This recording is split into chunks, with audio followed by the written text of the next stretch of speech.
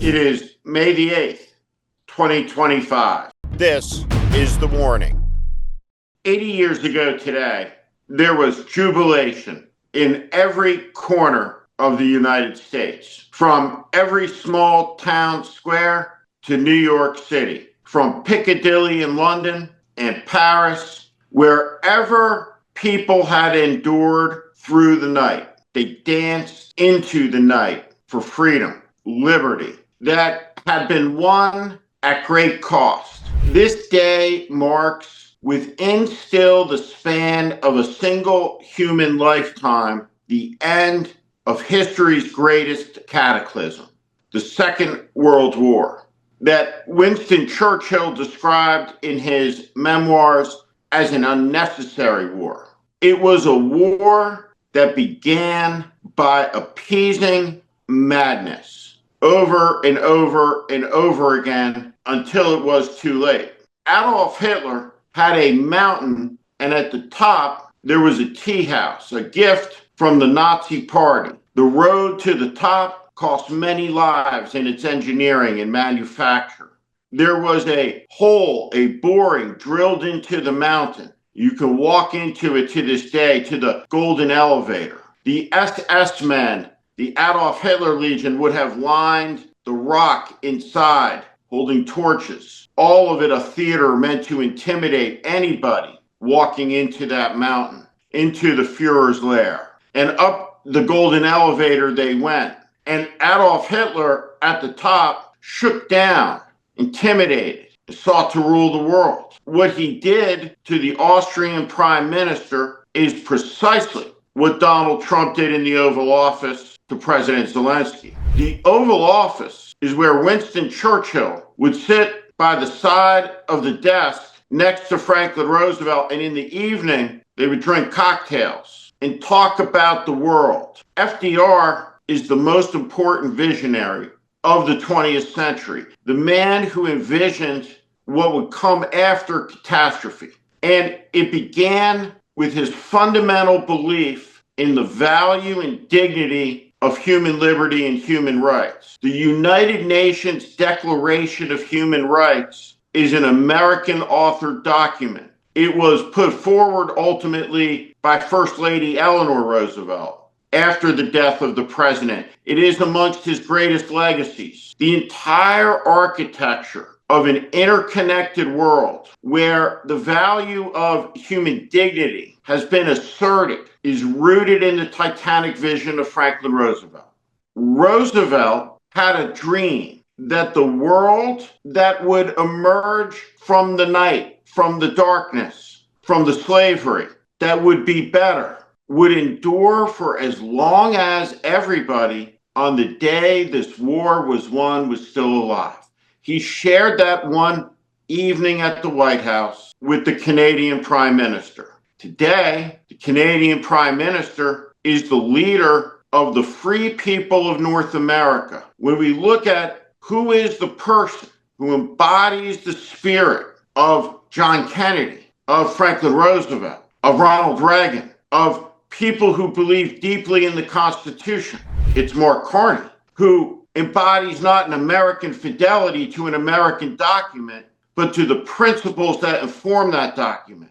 Grand principles, important and noble ideas about human dignity and human liberty. Now, in this moment, some say, well, the issue is the economy. And they're right, because it is the oligarch that is a fundamental threat to liberty. It is the oligarch that is a fundamental threat to capitalism. It is the oligarch that is a fundamental threat to opportunity, to upward mobility, to the pursuit of happiness, so that they may have more and more and more and more, so that their rapaciousness may be sated with more power, with more money, with more access. Everybody else will be reduced to serfdom. It's an unacceptable proposition, and one the American people cannot tolerate. So yes, there is an economic crisis, but that economic crisis is steeped in fundamental questions of right and wrong at the core. This crisis that Donald Trump has sent into the homes of every American family that will get much worse is a moral crisis. There is a security crisis in the world. The flames of war are growing.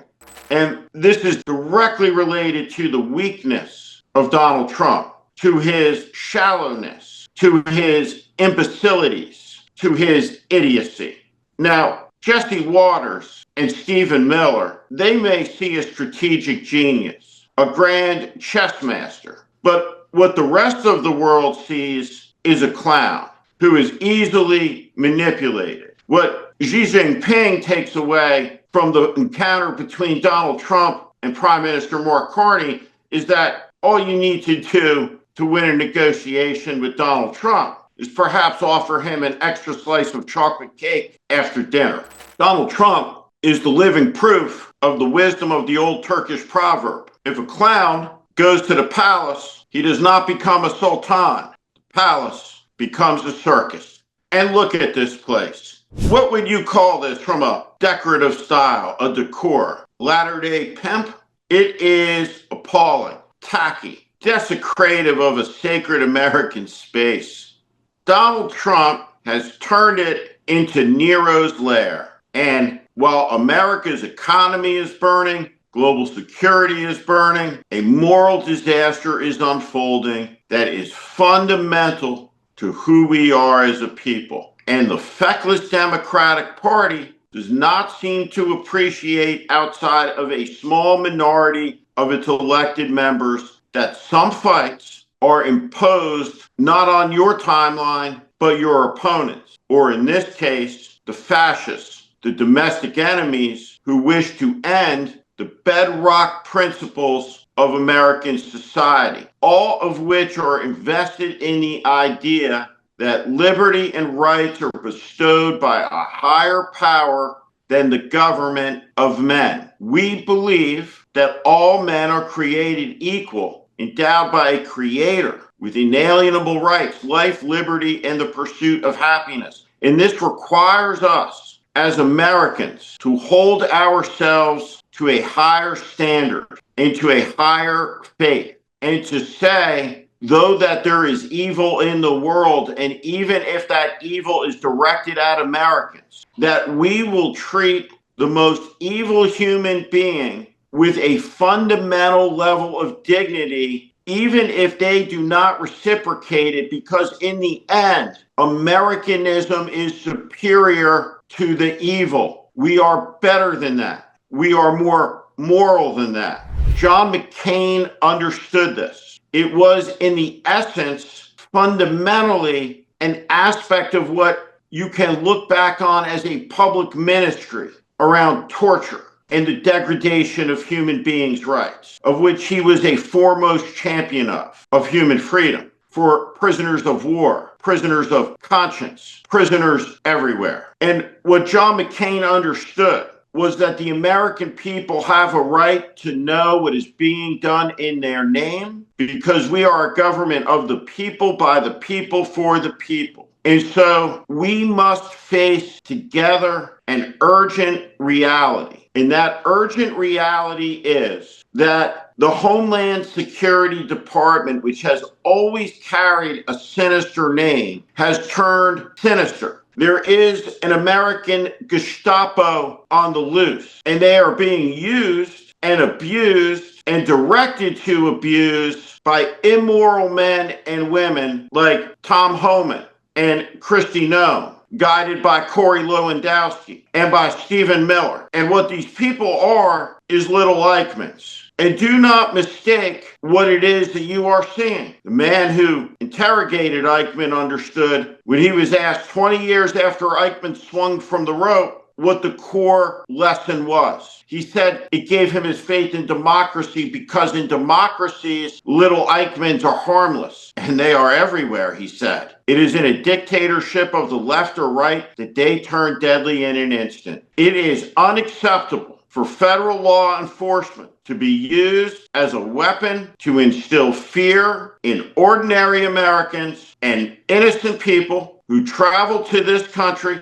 for whatever reason, who do not deserve the inhumanity directed at them. And even if it is the case that it is decided lawfully that somebody is to be deported, their deportation should be carried out with a dignity deserving of every human life. America is better than the lowest amongst us. And that is a fundamental proposition because it is anchored in our faith, the cornerstones of our society, that the human being and their rights come from God, not from man. And if they are protected for the worst of the worst, they are protected for everybody. And that is what keeps us safe in a democracy. And so when Donald Trump sends jackbooted thugs into a Washington restaurant owned by the husband of the CBS Evening News anchor 2 days after a 60 Minutes investigation, I have doubts. And I have doubts because of the record that's clearly at hand. A record of lying and dishonesty and abuses of power that is growing every day. And every day, Donald issues decrees. And these decrees are lawless. They have no force of law, no power. They are testaments to his psychiatric condition, not his authority. We do not have kings. And the feeble and feckless American media that compares Donald Trump's first 100 days to FDR's is complicit in the gaslighting and abuse of the American people, because in FDR's first 100 days, he passed and signed into law 76 pieces of legislation. He did not issue 76 decrees. And those decrees are arrows dipped in a poison of malice. On this, the 80th anniversary of America's defeat of Nazi Germany, as an American general led the European war effort as supreme commander of the Allied Expeditionary Force, made up of the United Nations, countries that stood together in the moment of supreme testing. 80 years on, we must consider what we have become, which is very different from what we have been and what we must be. And so it is a time for standing up again, because what's happening all about and all around us is deeply wrong. This is The Warning. I'm Steve Schmidt. This is The Warning. I invite you to join this community where I promise to be honest, blunt, and direct about what is happening in this country. America is in crisis. Follow and subscribe to this channel and on Substack. Thank you.